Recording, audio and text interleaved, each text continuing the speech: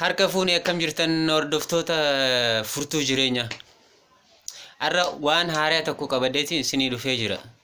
Wanti kunis addunyaa kanarratti namoota umrii dheertuu yeroo dheertuu jiraachuudhaan rikardii galmeessanii jiran namoota addunyaa irratti umrii dheertuu jiraachuudhaan rikardii galmeessan filee isiniif dhiyeesseetiin jira. Chaanaalii kana furtuu jireenyaa like, subscribe, share godhu akkaan daganeen isiniin jaa.